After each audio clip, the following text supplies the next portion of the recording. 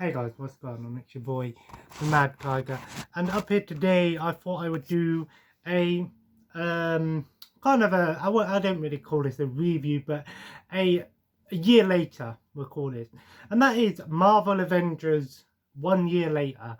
It's been over, I think it's been over a year, maybe under, maybe over. I don't really remember when the game came out. I think it came out last year, about this time last year, and I want to start by saying that I actually enjoyed Marvel Avengers, but I didn't touch it for a long time, and the game has since been updated and added new stuff into it. So the last few days and weeks I've actually been playing quite a bit of it and actually enjoying what I've been playing. So, straight off the bat, I want to say that there's 3 new characters that they've added to the game, which actually came in the form of 3 story DLC or operations, whatever you want to call them. And they added 3 new characters. The first one was Lady Hawkeye, also known as Kate Bishop.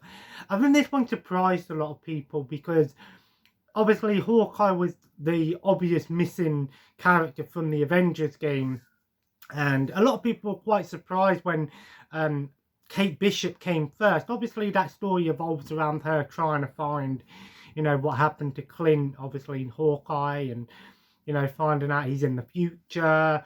I don't want to give too much away from the actual stories, but obviously that one surprised a lot of people. And actually, she surprised me a little bit. She's pretty awesome as a playable character.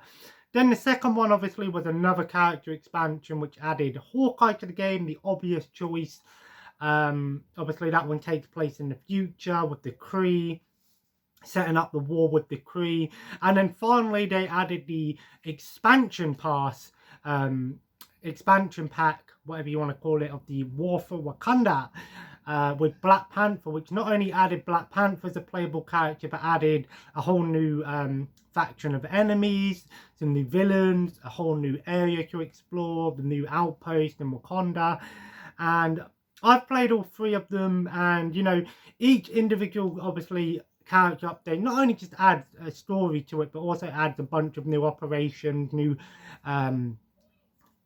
classes and upgrades and things like that, missions and stuff. But it adds basically what I like to call story DLC, continuing on the Avengers story basically. And it basically, what it seems like they're setting up for is the war with the Kree, and I think that would be sort of be like their final big battle mode or whatever you want to call it. I enjoyed all 3 of them. All 3 new characters are pretty awesome to play with. Out of the 3 characters, my favourite is probably surprisingly Kate Bishop. I think she's an awesome character, the teleporting abilities and stuff like that. Hawkeye was quite similar in the way that he played as Kate Bishop, but again was different enough. And then obviously Black Panther is again pretty awesome and a well-known character.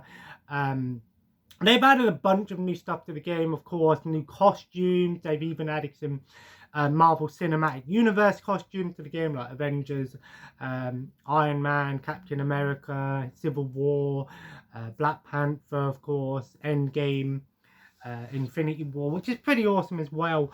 However, there are still some problems with the game. Again, it's still suffering with this what I like to call the pay to unlock feature, where you basically have to use premium currency to unlock like a battle pass for each character basically. So if you want to try and get new costumes and stuff for the character, you have to pay with premium currency or battle pass currency, which again, I mean, this game is mostly PvEs anyway, so it's mostly against, bots and AI enemies. It's not really a PvP game.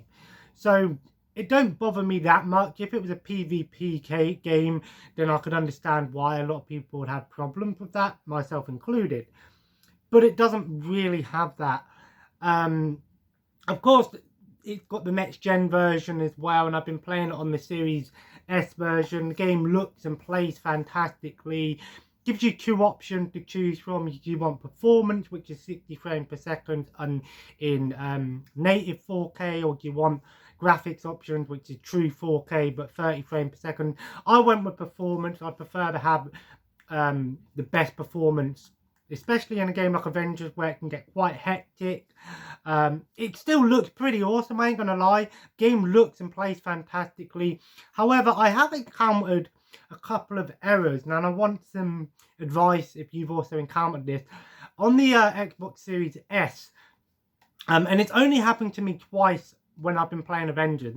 Never happened to me on any other game, and it comes up with an error saying, oh, video memory not met or something like that, error, terminate game. I looked online and all I could really find, it's happened a lot in Call of Duty Warzone, I've heard that it's happened a lot in that game. But on Avengers, all I could find was some people saying maybe it's something to do with if you've got another game in quick resume.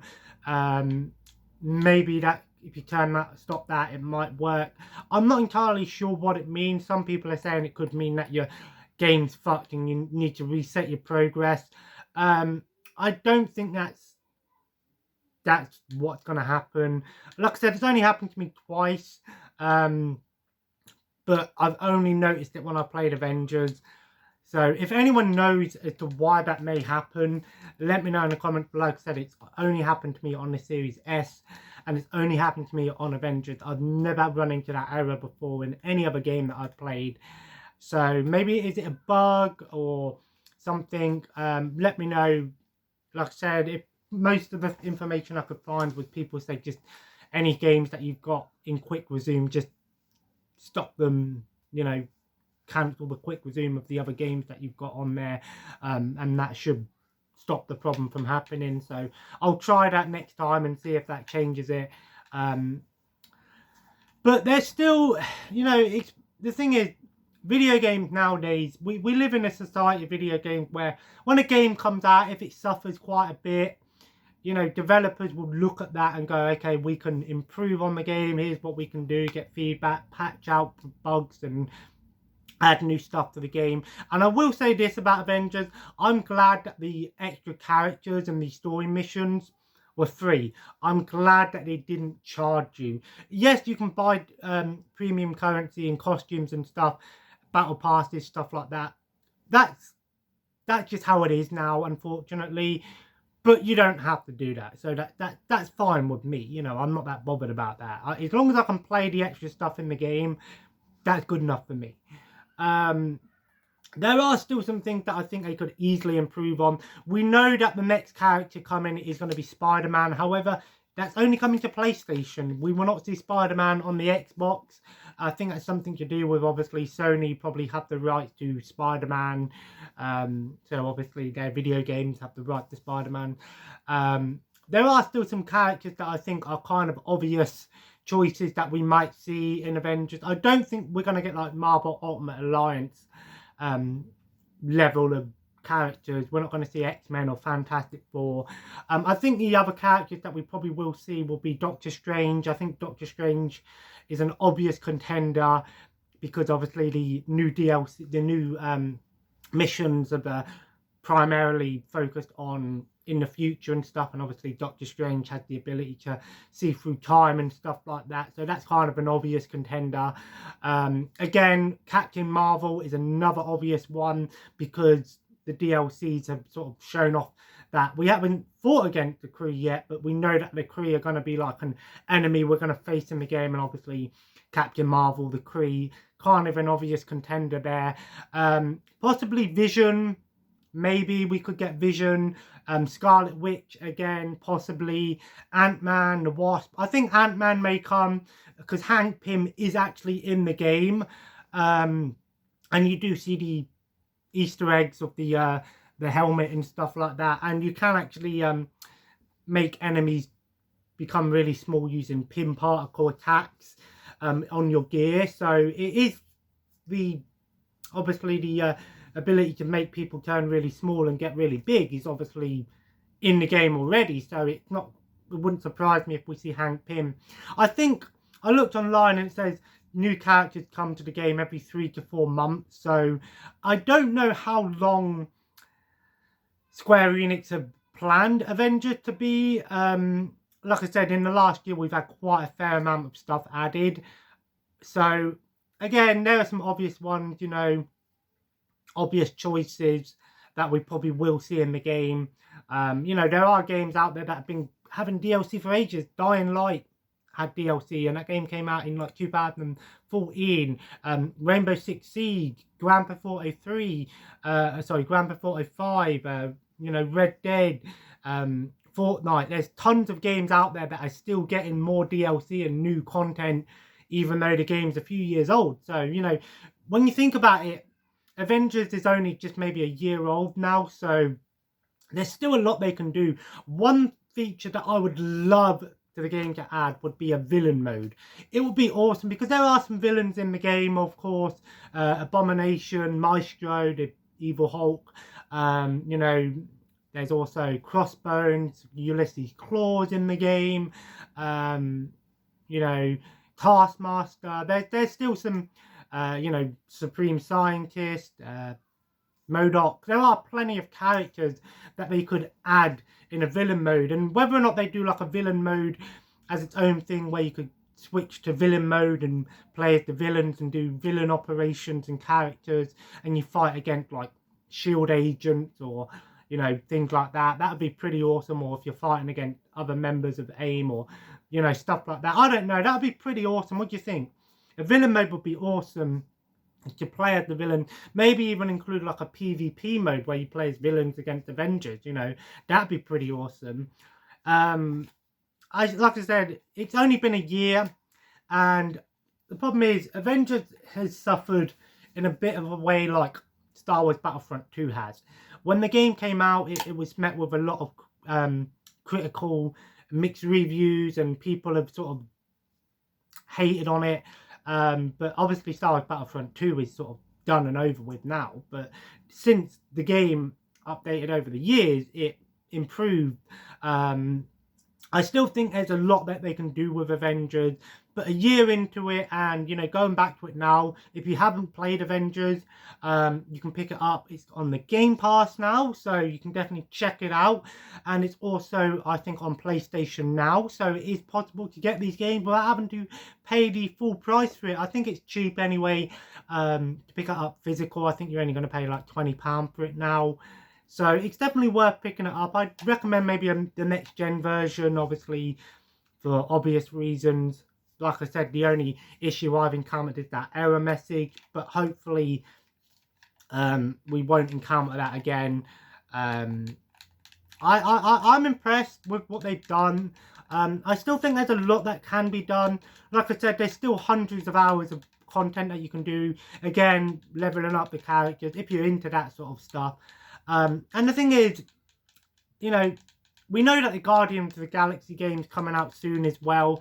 I don't know if that's being made by the same people who did Avengers, or if it's being made by a different company. I don't know. I think it is being made by Crystal Dynamics. Could be wrong. So maybe we'll see some sort of crossover things going on with that. Overall, I'm impressed with the Avengers game. I'm enjoying it. It's a game that I think I'll come back to every couple of months and add some new stuff into it. I enjoy it. I like superhero games. Superhero games have had a bad rap for a long time, but, you know, ever since Batman Arkham games, you know, put superhero games back on the map, I think a lot of people were excited when Avengers was announced, and a lot of people were let down by it. I personally enjoyed it when it first came out. I understood why some people didn't like the things that they did with it. But all in all, I think Avengers a year later, if you haven't played it, it's a great time to check it out. There's plenty of content, plenty of things to do in the game. And if you're just looking for a fun game to play with your friends as well, it's a great game to play with some friends. Definitely up to 4 players online. Definitely worth playing out. Great co-op stuff going on. But all in all, I'm enjoying the Avengers. So if you enjoyed today's video, feel free to leave a like. And of course, let me know in the comments below. Have you played Avengers? Have you played it recently? Do you think it's improved? What stuff do you think they could do to add to the game? What characters would you like to see come to the game? Think obvious choices. Like I said, we're not going to see Spider-Man or, like, you know, Deadpool or something like that come to the game. It would be awesome if they did, but I don't think that's what we're going to get here. All in all, I'm enjoying it. And as always, guys, subscribe if you haven't already. Let me know, do you like these sort of videos, these year over you know, how games have improved. So I don't really go back to a lot of games that I played ages ago. So yeah, I'm tempted to possibly go back on Days Gone at some point and do those last few story missions that I haven't completed, the post game story missions. So I don't know. I think tonight I'm watching some Star Wars Clone Wars. Although part of me does want to go back on Avengers because I'm enjoying it so much. I don't know. Anyway, guys, as always, follow me on Twitter, Instagram, Twitch, and eBay store in the link below. And as always, have a nice day, and I'll see you in the next video. Take care, and bye-bye.